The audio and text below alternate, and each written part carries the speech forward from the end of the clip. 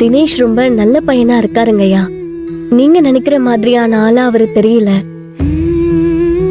கண்மணி பிடிக்காத ஒரு வாழ்க்கைய காலம் பூரா எப்படிங்கய்யா வாழ்வா? அவ மனசு பூரா தினேஷ் தான் இருக்காரு. உங்க பொண்ணுக்காக இறங்கி வாங்கல. பழைய பகையெல்லாம் மறந்துருங்க.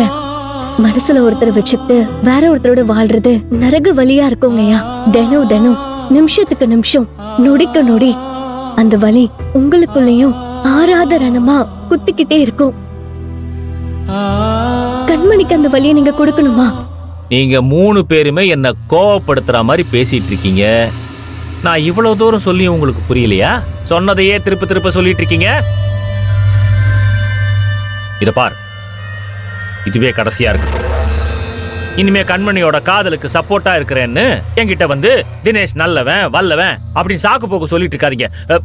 எனக்கு கெட்ட கோவம் வரும்.